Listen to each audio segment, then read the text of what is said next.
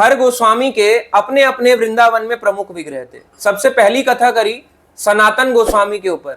सनातन गोस्वामी के विग्रह थे सनातन प्राण धन है, सनातन प्राण धन है, जयो राधा मदन मोहन, राधा मदन मोहन राधे, जयो राधा मदन मोहन, राधा मदन मोहन राधे। दूसरी हमने गोस्वामी सीरीज में पढ़ा रूप गोस्वामी के बारे में। रूप गोस्वामी प्राण धन है, रूप गोस्वामी प्राण धन है, जयो राधा गोविंद, राधा गोविंद राधे, जयो राधा गोविंद, राधा गोविंद राधे। दो हो गए। तीसरे गोस्वामी की हमने कथा करी, कौन? गोपाल भट्ट प्राण धन है, जयो राधा रमण, राधा रमण राधे। तो तीन गोस्वामी हो गए। आज चौथे गोस्वामी जिनका नाम है रघुनाथ भट्ट गोस्वामी, इनके ऊपर कथा करेंगे। सीक्वेंशियल चल रहे हैं हम। 1486 में जन्म हुआ चैतन्य महाप्रभु का। उसके बाद 1488 में जन्म हुआ, जो हमने पहले गोस्वामी सीरीज की कथा करी, सनातन गोस्वामी का। उनसे एक साल छोटे 1489 में जन्म हुआ रूप गोस्वामी का, तो हमने उनके ऊपर कथा करी। तीसरे गोस्वामी थे गोपाल भट्ट गोस्वामी, उनका जन्म हुआ 1503 में। हम एडी कैलेंडर यानी इंग्लिश कैलेंडर के हिसाब से बात कर रहे हैं। 1503 में गोपाल भट्ट गोस्वामी का जन्म हुआ। और अब आए चौथे गोस्वामी जिनका नाम है रघुनाथ भट्ट गोस्वामी। इनका जन्म हुआ 1504 में। सीक्वेंशियल चल रहे हैं इस तरह से। अब कोई बोलेगा इनका ग्रंथ क्या था? रघुनाथ भट्ट गोस्वामी का आपको याद रखना चाहिए, रघुनाथ भट्ट प्राण धन है, शील रघुनाथ भट्ट प्राण धन है, जय श्रीमद् भागवतम, श्रीमद् भागवतम, श्रीमद् भागवतम।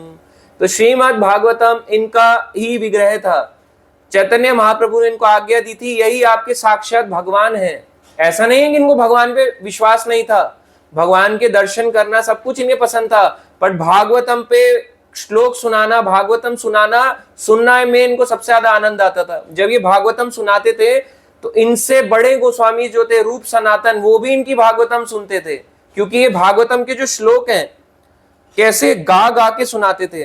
कोयल की समान मधुर स्वर में अलग अलग धुनों में गाते थे। जैसे मैं कोई श्लोक सुनाऊं, हम तो एक या दो ही धुन जानते हैं, ज्यादा हम जानते भी नहीं, पर ये अलग अलग धुनों में भागवतम के श्लोकों को गा के सुनाते थे। इसीलिए इनके साक्षात ग्रंथ था भागवतम। भागवतम साक्षात कलयुग का भगवान है। किसी के घर में भागवतम है, इट मीन्स, या वो भागवतम पढ़ रहा है, इट मीन्स कृष्णा उसके घर में ऑलरेडी प्रेजेंट है। उसको कहीं भी ऐसा है ही नहीं कि भगवान उसके घर में प्रेजेंट ना हो। Bhagavatam means Krishna, that's it. इसलिए उसका भागवतम का नाम कृष्ण पुराण ना होके श्रीमद् भागवतम है, यानी कृष्ण ही परम भगवान है। अब आता है जब भागवतम का पाठ करते रघुनाथ भट्ट गोस्वामी, आमतौर पे इनके आंसू निकलते थे। अब हम तो पाठ करते हुए सुनते हुए भी नहीं निकलते, पाठ तो दूर की बात, ऐसे पढ़ रहे हैं, एक भी आंसू नहीं आ रहा मेरा, मैं तो हंस रहा हूं उल्टा, इतना पतन हो रहा था हमारा। मगर ये जो है पाठ करते हुए रोते थे, आंसू आंसू आंसू आंसू, यहां से ऐसे करके। आप सोचो मोटे मोटे आंसू गिरते थे। हमारे को तो क्या ही आंसू, एकदम मतलब ड्राई हो चुके हैं अंदर से, इतना बुरा हाल है हमारा। पर ये ऐसे नहीं थे। अब ये जो है रघुनाथ भट्ट गोस्वामी आजीवन ब्रह्मचारी रहे, पर इनके जन्म की बहुत ही इंटरेस्टिंग कथा है, तो वो जानते हैं। कृष्ण लीला में रघुनाथ भट्ट गोस्वामी जो हैं, इनका नाम था राग मंजरी। राग, इसलिए भागवतम के श्लोकों को भी अलग अलग राग में गाते थे। भागवतम को गा गा के सुनाया, तो इसलिए इनका नाम रघुनाथ भट्ट गोस्वामी। और कृष्ण लीला में थी राग मंजरी, एक स्पेशल गोपी जिसका नाम था राग मंजरी। इनको जो है वैष्णव निंदा सुनने में कभी भी आनंद नहीं आता था, और ना ही ये किसी वैष्णव की दुराचार बात को सुनते थे, ना ही ये वैष्णव निंदा में पढ़ते थे, ना ही दुराचार बातों में पढ़ते थे। कथा करते थे तो कथा मीन्स प्योरली कथा। आजकल कथाएं कैसी होती हैं, मैंने भी ऐसी कथाएं सुनी है, मैं भी आया हूं कथाएं बहुत सुन के। कथा शुरू कहीं से होती है, पहुंच कहीं और जाती है। मतलब उसका जो ऑब्जेक्टिव था वो ना हो कि कुछ और ही ऑब्जेक्टिव चल रहा होता है। आजकल कथावाचक को आने के लिए बड़े बाल चाहिए होते हैं, कई कभी विग लगा के भी आते हैं, कई कई लिपस्टिक लगाते हैं कथावाचक। आप कहोगे हैं क्या बोल रहे हो? अरे हाँ, कथावाचक भी लिपस्टिक लगाते हैं।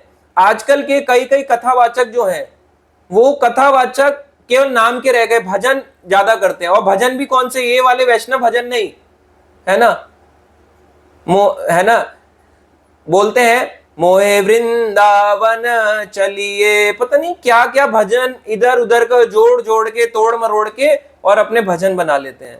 और नहीं तो और कुछ नहीं, वृंदावन आयो, कृष्ण आयो, जन्म होयो, माखन खायो, आनंद होयो, ऐसी ऐसी कथाएं सुनाते हैं। इन्होंने ऐसा कभी नहीं सुनाया, इन्होंने नहीं सुनाया। भागवतम मीन्स आप जब कथा सुना रहे हो कृष्ण की, वो कथा होनी चाहिए और हम उसको अपनी रियल लाइफ में कैसे उसको अप्लाई कर सकते हैं वो बात होनी चाहिए।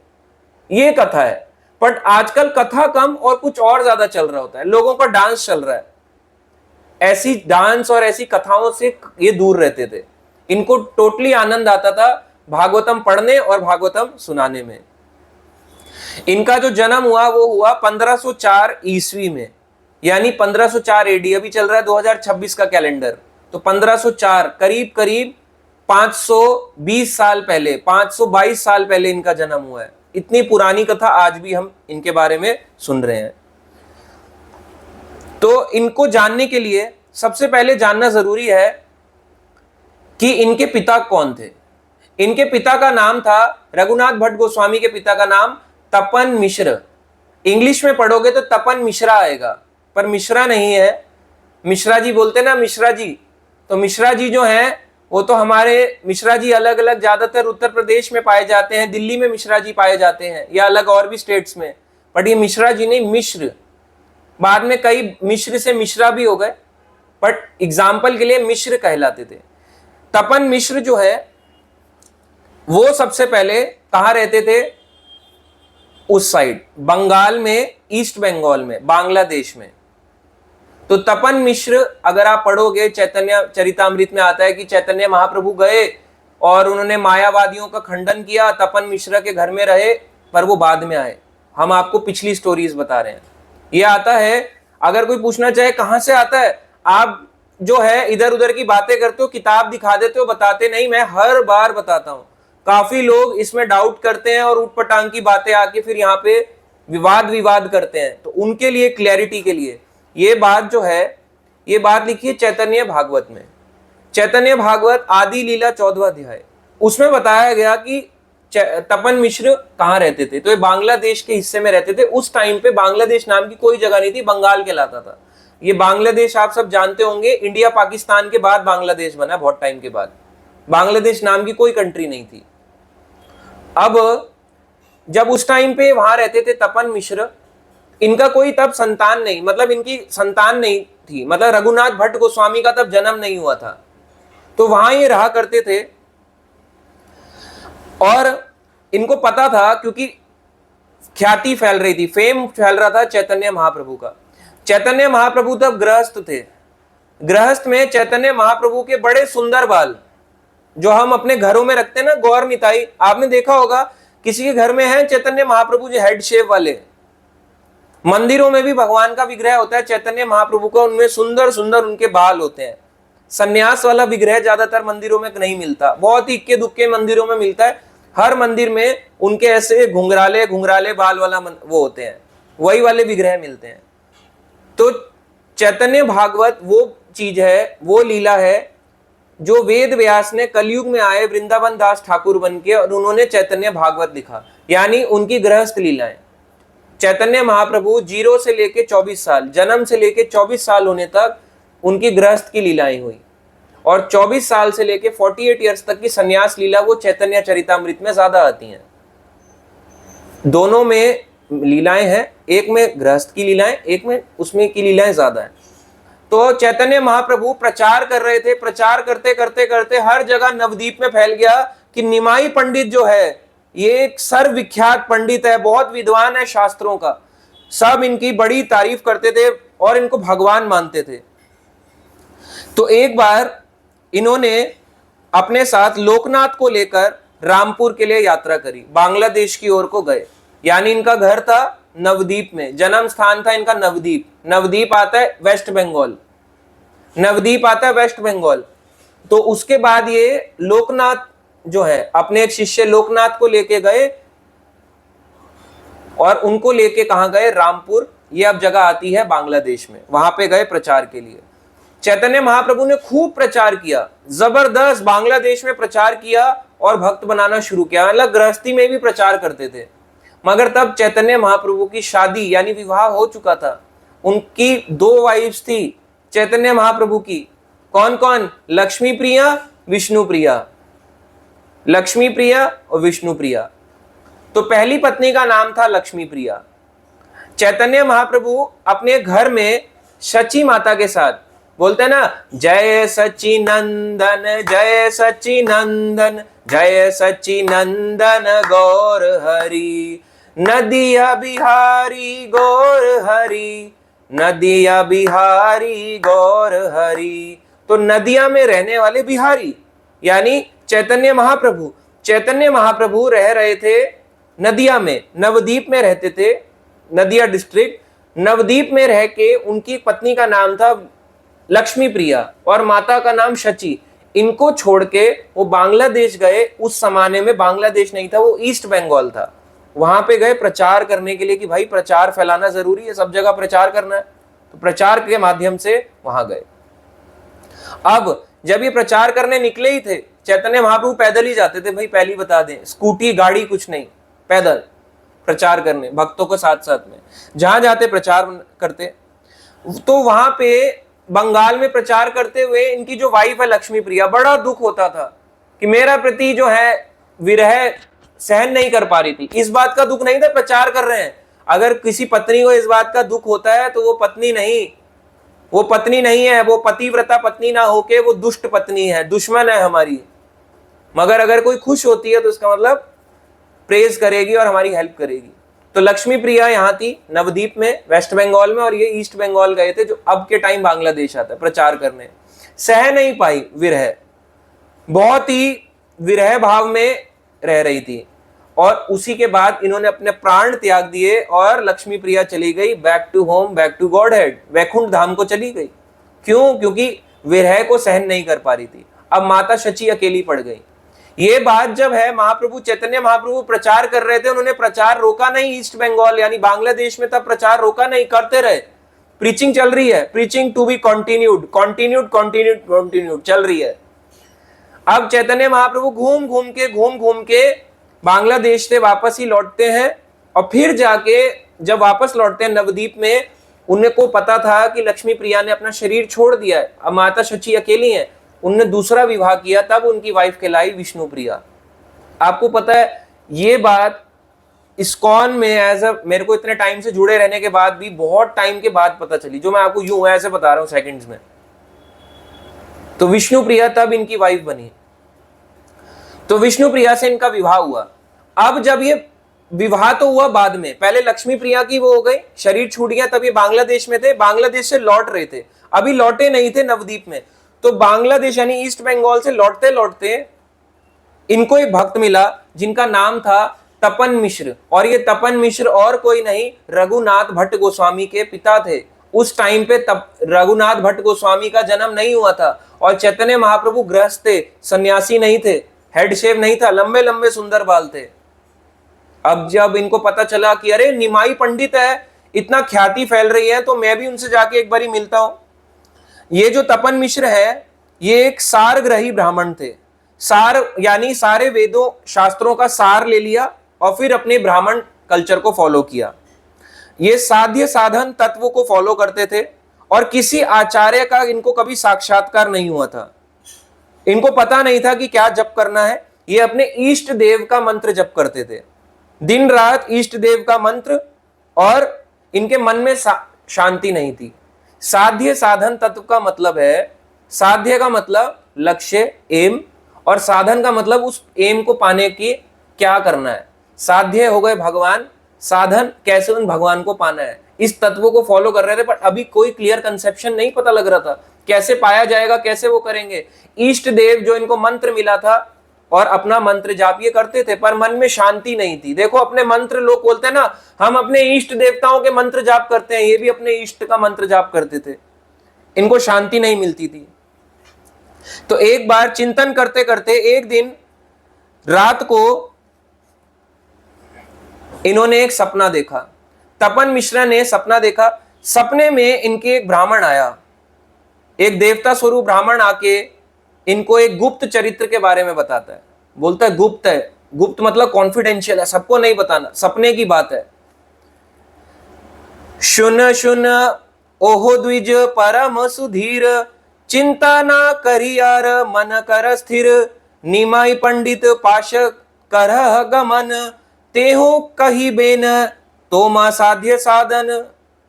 वो कहते हैं शुन शुन ओहो द्विज परम सुधीर, ओ सुनो सुनो धैर्यशील विप्रो ब्राह्मण सुनो, चिंता मत करो, मन को स्थिर करो, चिंता ना करी यार मन कर स्थिर, निमाई पंडित पाश कर गमन। अरे पास में ही निमाई पंडित है, तुम वहां निमाई पंडित के पास जाओ और वो तुम्हारे को साध्य साधन का तत्व में उपदेश देंगे कि तुम्हारे साध्य यानी कौन भगवान होने चाहिए, कृष्ण, और उनको पाने का तरीका क्या होना चाहिए उसके बारे में तुम्हें बताएंगे। और वो कहते हैं मनुष्य जो ब्राह्मण उनके सपने में आता है तपन मिश्र के, उनको बोलता है अरे पास ही में है, चले जाओ, बांग्लादेश में तुम रह रहे हो, चले जाओ ईस्ट बंगाल में, इनसे जाके मिल लो चैतन्य महाप्रभु से। और वो कहता है ये कोई साधारण मनुष्य नहीं है, ये कौन है? साक्षात नर नारायण है, वही नर नारायण जो सतयुग में आए थे ना तपस्या करने, माता मूर्ति के दो पुत्र नर नारायण ऋषि, नारायण ऋषि कृष्णा और नर ऋषि आए थे अर्जुन। तो ये वही नर नारायण दोबारा से लीला करने आए हैं, नर लीला करने, मनुष्य लीला करने आए हैं चैतन्य महाप्रभु के रूप में। अलग अलग युगों में आते हैं और अपनी लीलाएं करते हैं। तुम सब जो है ये रहस्य किसी को मत बताना, और नहीं तो तुम जन्म जन्मांतर तक दुख पाओगे। अपने सपने की बात कॉन्फिडेंशियल रखना, कॉन्फिडेंशियल है। अपना सपना अगर कभी किसी को ऐसा है नहीं बताना चाहिए। अगर सपना बताना भी है, एक उन्नत भक्त जो आपको समझ पाए उसको बताना चाहिए। हम कभी कभी अपना सपना या दिल की बात कह देते हैं, वो जाके 10 लोगों को कह देता है। ये सपना एक कॉन्फिडेंशियल है। मेरे को ऐसा सपना आया और सोचो मेरे को कोई बताए मेरा ये सपना था प्रभु जी, और मैं आपको बोल दूं हाँ सुनो सुनो इनका ये सपना था। कोई चीज कॉन्फिडेंशियल रखनी चाहिए। इनको सपने में ही उस ब्राह्मण ने बोल दिया कि भाई ये कॉन्फिडेंशियल बात है, सबके बस की नहीं है, सबको नहीं बताना है, अपने तक रखना है बस। क्या करना है? तुम्हें निमाई पंडित के पास जाना है, उनसे जाके मिलो, वही तुम्हें भगवान के पहुंचने तक का रास्ता बताएंगे। क्योंकि तपन मिश्र जब भी कर रहे थे, ब्राह्मण कल्चर भी फॉलो कर रहे थे, बट आनंद नहीं आ रहा था, मन शांत नहीं हो रहा था। यही तो कलयुग की प्रॉब्लम है, सब कुछ करते हैं, मन शांत नहीं होता।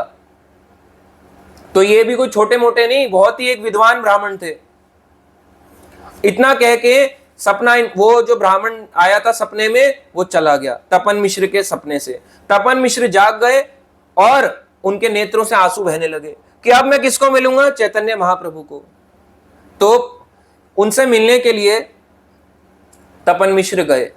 उस टाइम पे चैतन्य महाप्रभु ईस्ट बंगाल में ही थे, बंगाल से प्रचार करके वापस जा रहे थे। क्यों? क्योंकि प्रचार भी इनका कार्य हो गया था और लक्ष्मी प्रिया जो है, लक्ष्मी प्रिया का देहांत हो गया था। लक्ष्मी प्रिया अब भगवान के वैकुंठ धाम को चली गई थी, अब इन्हें वापस आना था।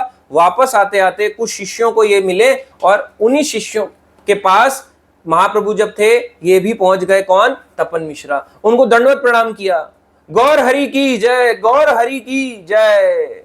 तो चैतन्य महाप्रभु के पास पहुंच गए। इन्होंने कहा मैं दीनहीन व्यक्ति हूं, है ना, मेरा संसार से इस बंधन को मुक्त कर दीजिए। कहते हैं उनके पास जाके, ना तो ये साध्य साधन तत्व को मैं जान पाया हूं, है ना, अब कृपा करके आप मुझे उपदेश दीजिए, मेरा कहीं मन नहीं लगता है, मेरे प्राणों को कब शांति मिलेगी? शांति चाहते हैं, मन शांत करना चाहते हैं कि इतना करने के बाद भी मेरा मन शांत नहीं है। चैतन्य महाप्रभु ने कहा तुम बड़े सौभाग्यवान हो। क्यों? क्योंकि तुमने कृष्ण का भजन करने की ठानी है, कृष्ण का जाके भजन करो। वो कहते हैं आगे, ईश्वर का भजन बहुत मुश्किल है, हर किसी को नहीं मिलता। आगे चैतन्य महाप्रभु उनके बारे में बताते हैं, पता है तुम्हारा मन क्यों दुख है? वो कहते हैं कृते यत ध्यायतो विष्णु त्रेतायाम यजते मखे द्वापरम परिचर्यायाम कलौ तद हरि कीर्तनाद। सतयुग में तपस्या का टाइम था। सतयुग में तपस्याएं होती थी, कठोर कठोर तपस्याएं, हजारों हजारों साल तपस्या, जैसे हिरण्यकश्यप करता था, ध्रुव करते थे, बड़ी बड़ी तपस्याएं होती थी। वो सतयुग का समय था। वही सतयुग का फल तपस्या का। त्रेतायाम यजते मखे, त्रेता युग में यज्ञ करे जाते थे बड़े बड़े। राम जी का जन्म हुआ, यज्ञ हुआ, मानते हो नहीं? राम जी का यज्ञ हुआ। सीता माता यज्ञ अग्नि में सीता माता जो है, जब ये परीक्षा देनी थी लंका से आने के बाद, तो ऐसे वो अग्नि से करके प्रवेश कर गई। तो उस टाइम में यज्ञ का बड़ा टाइम था। वही फल जो सतयुग में तपस्या का मिलता था, वही त्रेता युग में यज्ञ करने से मिल जाता था।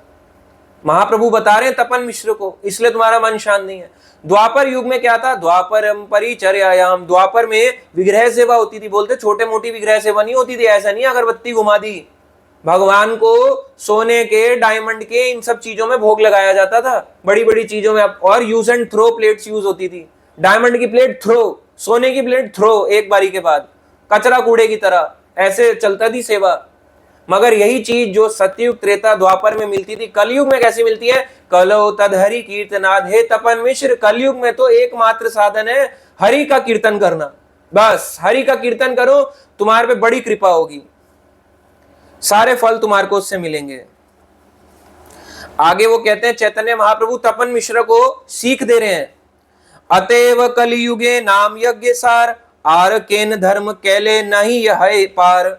इस कलयुग में नाम यज्ञ ही सार है कि किसी भी सो कॉल्ड धर्म से पालन करने से तुम्हें उद्धार नहीं हो मिलेगा। कलयुग में एक ही है, कलयुग केवल नाम आधार, कलयुग नाम के आधार पे है। बस सारी चीजें सेकेंडरी, नाम सबसे फर्स्ट प्रायोरिटी। आगे वो कहते हैं, रात दिन खाते पीते सोते जागते जो हरि नाम लेते हैं, उनकी महिमा वेद भी नहीं कह सकते। वो कहते हैं, अरे ब्राह्मण, अरे तपन मिश्र, तुम एक ब्राह्मण हो, तुमने इतने सारे वेद पुराण पढ़े, पता है तुम्हें वेद पढ़ने वाले, वेद पढ़ भी है ना, वेद भी उनकी महिमा नहीं कह सकते, जो दिन रात सोते पीते खाते पीते जागते हर समय हरि नाम लेता रहता है। यानी वेद के परे है भक्त। यानी बहुत भक्त का स्टैंडर्ड, जो शुद्ध भक्त होता है ना, जो हर समय भगवान के चिंतन, हर समय भगवान का नाम लेता है, वो बहुत परे है, वेदों के भी परे है। इतनी बड़ी बात है, तपन मिश्रा को बता रहे हैं। आगे वो कहते हैं तपन मिश्रा को, अरे तपन मिश्रा, तुम इतनी तपस्या करते हो, आओ तुम्हें बताता हूं। सुन मिश्र कली युगे नाही तप यज्ञ, ये जन भजे कृष्ण ताहर महाभाग्य।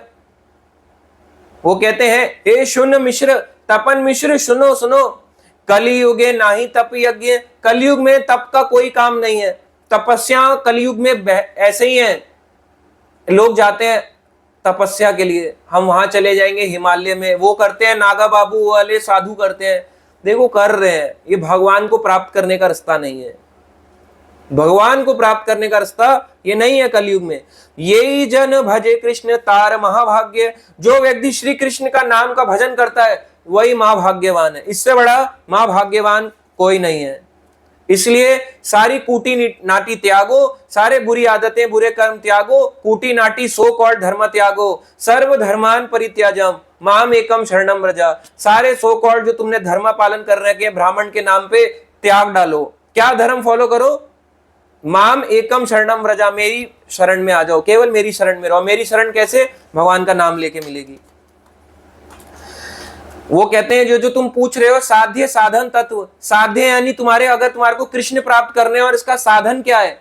तो इसका एक ही साधन है, वो है हरि नाम संकीर्तन। आगे वो उपदेश देते हैं तपन मिश्रा को। कहां पे दे रहे हैं? बंगाल में। और ये पता है कहां पे जगह? पद्मा नदी। पद्मा नदी बंगाल में आती है। जब गंगा पास होती है गंगोत्री से, वैसे गंगा आपको बता दें, कई लोग कहते हैं गंगोत्री से आती है, नहीं जी, गंगा 7 जगहों से आती है। फाइनली देवप्रयाग में मिलती है गंगा, हरिद्वार आती है, हरिद्वार के बाद जाती है ये प्रयागराज, आगे आगे स्टेट से पार होती है। प्रयागराज के बाद ये आगे बढ़ती है, जब ये 3 नदियां मिल जाती है, गंगा सरस्वती यमुना, ये पार होती है गंगा नदी काशी की तरफ से, और काशी में गंगा नदी कहलाती है, क्योंकि गंगा ज्यादा बड़ी फ्लो में बहती है, तो उसमें जब सरस्वती और यमुना समा जाती है तब भी वो गंगा ही कहलाती है। फिर ये गंगा आगे आगे बढ़ती है बिहार को, बिहार को बढ़ने के बाद ये आगे पास ऑन करती है वेस्ट बंगाल, झारखंड होते हुए वेस्ट बंगाल। जब बंगाल में आती है तो इसके दो हिस्से हो जाते हैं, एक हिस्सा पद्मा नदी, एक हिस्सा हुगली नदी। हुगली नदी जो आती है वो आके मिलती है समुद्र में और उसको कहते हैं गंगा सागर। और पद्मा नदी जो है ये बांग्लादेश में बहती है, उसको भी वो लोग गंगा सागर बोलते हैं, उनके लिए वो है। तो उस टाइम पे जो गंगा, ये पद्मा नदी और हुगली नदी है, गंगा के दो हिस्से, ये भारत का ही हिस्सा था, बांग्लादेश अलग हिस्सा नहीं था। तो वहीं पे पद्मा नदी के पास में ही चैतन्य महाप्रभु तपन मिश्रा को उपदेश दे रहे हैं और वो कहते हैं कलयुग का एक ही सार है, क्या? हरेर नाम हरेर नाम हरेर नामेव केवलम कलौ नास्तेव नास्तेव नास्तेव गतिरन्यथा। कलयुग क्या है? हरेर नाम हरेर नाम हरेर नामेव केवलम। कलयुग में केवल एक ही चीज है, हरि नाम हरि नाम हरि नाम, यानी हरे कृष्णा कृष्णा कृष्णा हरे हरे, हरे राम राम राम हरे हरे। आप बोलोगे ये तो आप लोगों ने बना रखा है, अरे ये इतना पढ़ा रहे हैं क्या, पागल थे क्या चैतन्य महाप्रभु? जो उनको रघुनाथ भट्ट गोस्वामी को के पिता को तपन मिश्र को कह रहे हैं ये ब्राह्मण होने से कोई फायदा नहीं है, एक ही है, कलयुग का क्या काम है, केवल भगवान का नाम। और यहाँ के लोग कहते हैं अरे ये तो बच्चों का मंत्र है, बच्चों को पढ़ाया जाता है, स्कूल के बच्चों को कुछ आता नहीं, अंग्रेज थे गोरों को दे दिया। और ये हरेर नाम का कई लोगों ने इस मंत्र को बदल डाला। कई चैतन्य महाप्रभु की शाखाएं अब संप्रदाय में बढ़ गई, उनका वो बचते हैं हरे कृष्णा हरे राम भज निताई गौर राधे श्याम, और कोई बचता है हरे कृष्णा हरे राम भज निताई गौर राधे गोविंद। मतलब सब आ जाए, राधा गोविंद भी आ जाए, गौर निताई भी आ गया, हरे कृष्णा हरे राम सब कुछ आ गया। ये मंत्र तो है, ये मंत्र तो है, पर प्रभुपाद कहते हैं भगवत धाम नहीं प्राप्त होगा, क्योंकि ये महामंत्र नहीं है। महामंत्र क्या है? हरे कृष्णा कृष्णा कृष्णा हरे हरे, हरे राम राम राम हरे हरे, यही महामंत्र है। कितना भी बड़ा कोई वैरागी साधु हो, यही महामंत्र है। चैतन्य महाप्रभु ने यही जपा, 6 गोस्वामियों ने यही जपा, नित्यानंद प्रभु ने यही जपा, केवल और केवल यही मंत्र, यही सबसे बड़ा तारक मंत्र, सबसे बड़ा ऊंचा मंत्र यही है। सारे मंत्र इसमें समा जाते हैं। चैतन्य महाप्रभु ने कहा हरे नाम हरि नाम हरि नाम कलौ नास्ते एव, 3 बार बोला। कलयुग में और कोई उपाय नहीं है, नास्ते एव, अरे कोई उपाय नहीं है, कोई उपाय नहीं है, कलयुग में और कोई फायदा नहीं है चीजों को करने का। क्लियर कर डाला चैतन्य महाप्रभु की फिलॉसफी कि कलयुग केवल भगवान के नाम पे चलता है। आगे उन्होंने बोला कौन सा नाम? उन्होंने कहा अत महामंत्र। कौन सा महामंत्र? हरे कृष्णा कृष्णा कृष्णा हरे हरे, हरे राम राम राम हरे हरे। यही श्लोक नाम बलि लय महामंत्र, 16 नाम 32 अक्षर यही तंत्र। वो कहते हैं यही श्लोक नाम बलि जो इसको बोलता है, इस महामंत्र को, इसमें क्या है? 16 नाम, यानी 16 नाम। हरे कृष्णा कृष्णा कृष्णा हरे हरे, 8 हो गए। हरे राम राम राम हरे हरे, 8 हो गए। 16 नाम, 16 नाम 32 अक्षर, 32 अक्षर का। हरे का को अगर डिवाइड कर दो, हरे 2 अक्षर, लेटर नहीं बोला, अक्षर अक्षर। हरे कृष्णा 2 हो गए, 4। ऐसे राम 4। ये 16 को अगर आप 2 से मल्टीप्लाई कर दोगे तो 32 अक्षर। 16 नाम का मंत्र, 32 अक्षर मंत्र। कौन सा? हरे कृष्णा वाला महामंत्र। इसलिए अपना बनाया हुआ मंत्र, इधर उधर के मंत्र, हमारे गुरुजी ने ये मंत्र दिया, हमारे गुरुजी ने ये मंत्र दिया, आप इस्कॉन वालों का अलग मंत्र। मैंने आपको पहले ही सबसे पहले बोला, ये कहां लिखा? चैतन्य भागवत में, चैतन्य चरितामृत में चैतन्य महाप्रभु इस बात को गारंटी दे रहे हैं, यही महामंत्र है, यही उन्होंने जप किया है, गोस्वामीज ने जप किया है, पंचतत्व ने जप किया है। तो हम अपने मंत्र को क्यों बदल डालते हैं? क्यों किसी मंत्र को कंपैरिजन? ये महामंत्र है, सिंपल, आप समझो। ये मैं थोड़ा ना बोल रहा हूं, ये भगवान की वाणी है। और तपन मिश्र कहते हैं कि अब से मैं इसका मंत्र का जाप करूंगा और अब से आपके बताए हुए इस साधन से भगवान को प्राप्त करने का प्रयास करूंगा। तो उन्होंने हरे कृष्ण महामंत्र सीखा चैतन्य महाप्रभु से, और इस तरह से एक प्रकार से नाम दीक्षा हो गई चैतन्य महाप्रभु के द्वारा। अब तपन मिश्र ने कहा, यदि आप मुझे आज्ञा दो तो मैं भी आपके साथ चलना चाहता हूं। अगर आप मुझे आज्ञा दो तो मैं भी आपके साथ नवद्वीप चलना चाहता हूं। चैतन्य महाप्रभु ने कहा, नहीं नहीं नहीं, मेरे साथ नहीं आना। अब आपको कहां जाना है? वाराणसी। आप जाओ वाराणसी में काशी विश्वनाथ बिंदु माधव मंदिर के पास आपको रहना है। तो एक काशी विश्वनाथ के पास में बिंदु माधव मंदिर है। बिंदु माधव विष्णु भगवान का मंदिर है काशी के पास में। वहां जाके इन्होंने अपना घर बसाया चैतन्य महाप्रभु के बाद। वो कहते हैं वहां तुम्हारा और मेरा मिलन होगा, तब मैं तुम्हारे को सारे तत्वों के बारे में पूरा डिटेल में ज्ञान दूंगा। चैतन्य महाप्रभु ने तपन मिश्रा को आलिंगन हक किया और उनके अंग जो है एकदम पुलकित हो उठे, ऐसे कांप उठे चैतन्य महाप्रभु के हक करने के बाद। इसलिए बोलते भी हैं, गौरांग बलिते हबे पुलक शरीरा। तो आप देख सकते हो, जब भगवान का नाम लो तो देखो हमारे बाल ऐसे रोंगटे खड़े हो जाने चाहिए। अगर नहीं हो रहे तो इसका मतलब हमारे अभी शरीर में रोमांच नहीं आ पा रहा गौरांगा गौरांगा नाम लेके। तो चैतन्य महाप्रभु ने आलिंगन किया तपन मिश्रा का। तपन मिश्रा जो है आनंद से विभोर हो गए। उनसे विदा लेते हुए तपन मिश्रा ने महाप्रभु के चरणों को पकड़कर उनको बोला कि मेरे को ना सपने में एक ब्राह्मण आया था। उस ब्राह्मण ने मुझे कहा था कि आप मुझे यहाँ पे मिलेंगे, तो मैं आपके पास आया था महाप्रभु। और उस समय चैतन्य महाप्रभु का नाम चैतन्य महाप्रभु नहीं था, आपको बता दें, उनका नाम था निमाई पंडित।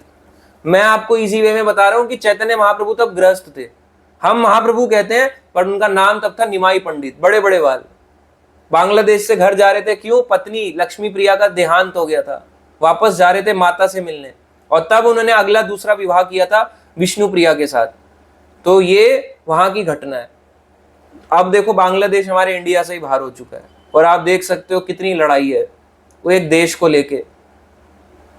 आप कंसिडर करो क्या लड़ाई झगड़ा मारपीट, एक कंट्री इंडिया बांग्लादेश उसी कंट्री का हिस्सा बना हुआ है वो, और लड़ाई चल रही है। बॉर्डर हम सील कर देंगे, आने नहीं देंगे, बॉर्डर को लेके लड़ाई। हम यहाँ पे बैरिकेडिंग नहीं होने देंगे, यहाँ पे हम फेंसिंग नहीं होने देंगे। अब फेंसिंग भी जरूरी है। तो आप देख सकते हो हमारी कई लीला स्थलियां चैतन्य महाप्रभु की धीरे धीरे बांग्लादेश से लुप्त होती जा रही हैं। क्यों? क्योंकि वो कंट्री डिवाइड हो गई।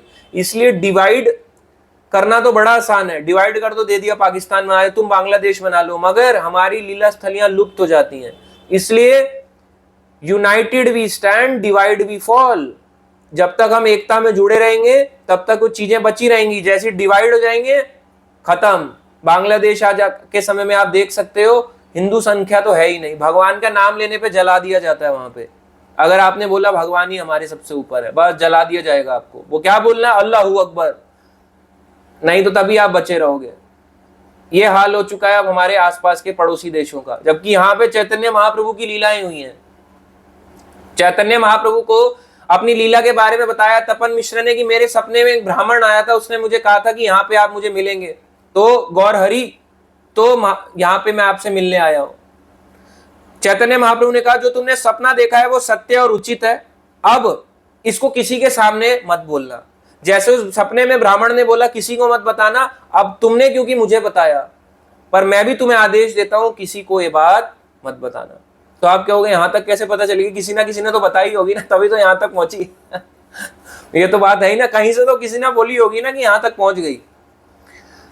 तो उनको आदेश दिया तपन मिश्रा को अपने सपने के बारे में मत बताना। इसलिए कुछ अपनी ऐसी गुप्त चीजें होती हैं, प्रैक्टिकल चीजें जो हम नहीं सबको बता सकते। अधिक मास में क्या नियम पालन कर रहे हो आपने बता दिया, वो भक्त है, वो एक माला पे आप कुछ और ही 16 माला भागवतम 2 घंटे पढ़ रहा है, आप उसको बताओगे, उसको लगे ऐसे भी लोग होते हैं संसार में प्राणी जो 16 माला 2 घंटे 3 घंटे भागवतम पढ़ते हैं, संडे क्लास लेते हैं। अरे ये तो बहुत बड़ी बात है। तो अलग अलग सबका स्तर है, हर किसी से हर बात शेयर नहीं करी जा सकती। तो इसलिए महाप्रभु ने मना किया किसी को मत बताना। तो महाप्रभु से कृपा प्राप्त करने के बाद तपन मिश्रा अपने परिवार के साथ ईस्ट बंगाल जो बांग्लादेश कहलाता है, बांग्लादेश से वाराणसी जिसको काशी भी कहते हैं, कई लोगों को लगता है काशी वाराणसी बनारस अलग है। देखो स्टेशन अलग अलग होने से नाम नहीं बदल जाते। काशी वाराणसी और बनारस ये तीनों एक ही जगह के अलग अलग नाम है। जैसे दिल्ली, नई दिल्ली, अब नई दिल्ली बोलोगे, दिल्ली की कैपिटल नई दिल्ली ऑब्वियसली, बट हम शॉर्ट में नई दिल्ली भी बोल देते हैं, कोई दिल्ली भी बोलता है, कोई दिल्ली भी बोलता है, अलग अलग नाम है। अब इंद्रप्रस्थ भी है, वापस इंद्रप्रस्थ हो रहा है नाम, तो वैसे ही अलग अलग जगह का एक ही नाम है। तो ये फाइनली ईस्ट बंगाल बांग्लादेश से तपन मिश्र अपने परिवार के साथ कहाँ शिफ्ट हो गए? वाराणसी में। और वाराणसी में उस समय काशी में बहुत मायावादी लोग रहते थे। काशी आने के 2 साल के बाद इनको एक पुत्र का जन्म हुआ जिनका नाम था रघुनाथ भट्ट प्राणधन है। तो यही रघुनाथ भट्ट जिनके क्या था? जय श्रीमद् भागवतम श्रीमद् भागवतम श्रीमद् भागवतम। तो इनके श्रीमद् भागवतम इनको साक्षात इनको चैतन्य महाप्रभु ने कहा यही आपके भगवान है। तो जब ये वाराणसी पहुंचे, बंगाल से वाराणसी पहुंचे, बांग्लादेश से वाराणसी, काशी में पहुंचने के बाद, पहुंचने के 2 साल के बाद, वो टाइम था 1504 का, 1504 ईस्वी, कई जगह आता है 1505, तब जाके रघुनाथ भट्ट गोस्वामी का जन्म हुआ। और इसलिए इनका जन्म कहलाया। और ये कृष्ण लीला में थे राग मंजरी, और यही यहाँ पे चैतन्य लीला में बन के आए रघुनाथ भट्ट गोस्वामी। और बाद में चैतन्य महाप्रभु जब ऑल इंडिया प्रीचिंग कर रहे थे, संन्यास लेने के बाद, जब प्रीचिंग कर रहे थे, तो वो गए जगन्नाथपुरी से पहले मथुरा, वाराणसी होते हुए काशी होते हुए मथुरा, फिर मथुरा से वापस आए, फिर जाके तपन मिश्रा के घर में 2 महीने के करीब रहे। डेली लंच प्रसाद के लिए तपन मिश्रा के घर में आते, कब चंद्रशेखर वैद्य के घर में रहते, और दिन के टाइम लंच प्रसाद के लिए तपन मिश्रा के घर आते। तपन मिश्रा के घर आने के बाद उनको भक्ति की शिक्षाएं देते, और 2 महीने तक इनको वहां पे मिले सनातन गोस्वामी, जिनकी कथा मैं ऑलरेडी बता चुका हूं। और सनातन गोस्वामी को उन्होंने 10 अश्वमेध घाट काशी में ही हरि भक्ति विलास और अलग अलग ग्रंथों का सार यानी ज्ञान दिया। तो तपन मिश्रा के घर में तब ये रह रहे थे, डेली लंच प्रसाद के लिए काशी में रहते थे। तो अभी हम रिसेंट एक यात्रा लेके जा रहे हैं अधिक मास में, काशी, प्रयागराज, अयोध्या। तो ये वही जगह है काशी में, तपन मिश्रा का घर, यहाँ भी लेके जाएंगे जहाँ पे महाप्रभु रहे थे, जहाँ पे चैतन्य महाप्रभु ने सनातन गोस्वामी को शिक्षा दी, चंद्रशेखर वैद्य से मिले, और काशी में रहने वाले मायावादियों का उद्धार करके सबको क्या बुलवाया? हरे कृष्णा कृष्णा कृष्णा हरे हरे, हरे राम राम राम हरे हरे। तो ये वही तपन मिश्रा है जिनके पुत्र कहलाए रघुनाथ भट्ट गोस्वामी। अब आपको आई होप काफी हद तक समझ आया हो। अगला आपको नेक्स्ट क्लास में बताएंगे। ये था इनकी प्राकट्य के ऊपर कथा पे। हरे कृष्णा।